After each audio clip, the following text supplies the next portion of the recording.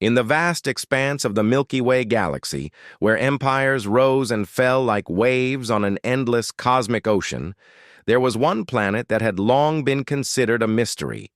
It wasn't because of its size or location. Earth orbited an unremarkable yellow star in a quiet corner of the Orion Arm, but rather due to its apparent vulnerability. The blue-green world teemed with life, yet lacked any visible defenses against interstellar threats. Its inhabitants, known as humans, were primitive by galactic standards, wielding rudimentary technology compared to the advanced civilizations scattered across the stars. For centuries, alien fleets had passed by Earth without so much as firing a single shot. They observed from afar, their sensors picking up chaotic broadcasts of music, war, and scientific discovery. Some species dismissed humans as irrelevant ants crawling on a speck of dust. Others saw potential, but hesitated, unsure. Why no one else had claimed this seemingly defenseless prize? After all, planets rich in resources and biological diversity were rare treasures in the universe. So why did every empire leave Earth untouched?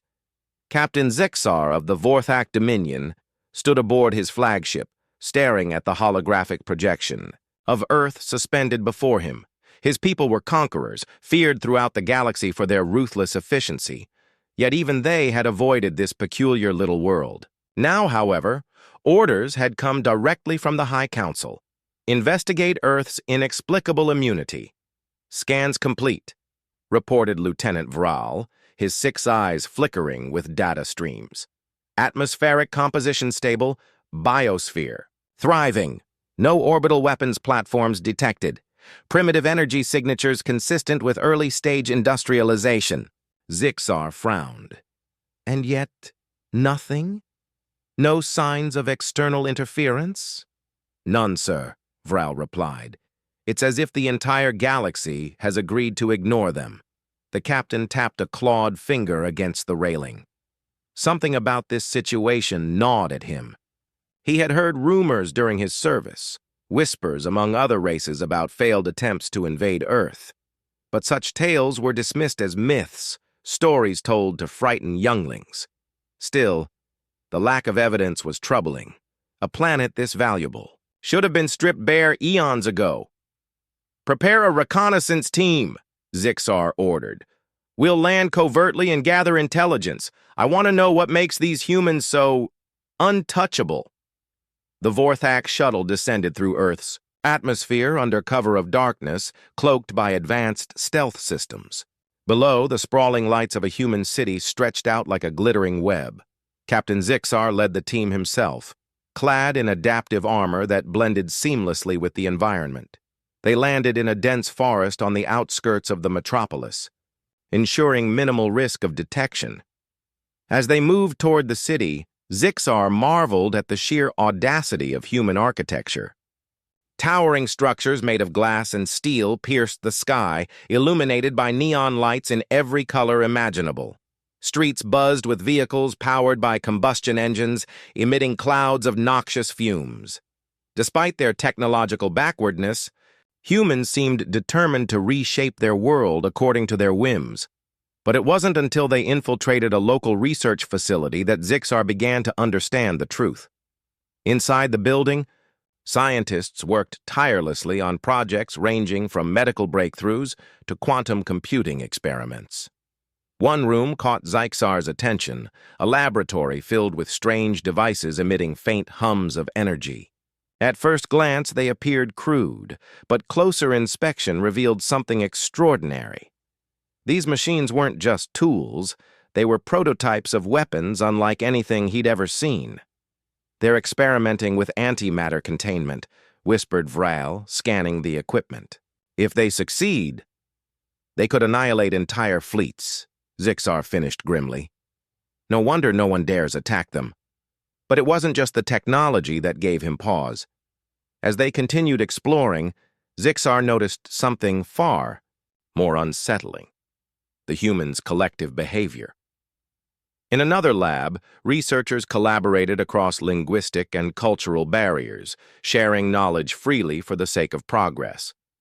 Nearby, a group of activists protested environmental destruction, demanding change despite facing hostility from powerful corporations.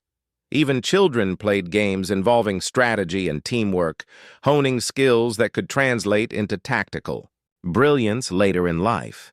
Humans, Zixar realized, were not merely survivors, they were adapters. Their history was riddled with conflicts, disasters, and near extinctions, yet each time they emerged stronger, more innovative, and more resilient. They fought not only external enemies but also themselves, constantly striving to improve or destroy their own kind. This relentless drive made them unpredictable, dangerous foes. And then there was the most chilling aspect of all, their entertainment. In a nearby cinema, Zixar watched footage of fictional battles between humanity and imagined extraterrestrial invaders. The scenarios depicted varied wildly, but one theme remained consistent: victory. Always, humans triumphed over superior forces through ingenuity, sacrifice, and sheer stubbornness. It dawned on Zixar that these stories weren't mere fantasies. They were rehearsals. Every movie, book, and video game served as a mental exercise, preparing humans for the day when real aliens might arrive. "Sir?" Vrail interrupted nervously. "We've detected movement outside. Someone's approaching." Zixar activated his cloaking device just as a security patrol entered the facility. Though the humans didn't see him, he studied them closely.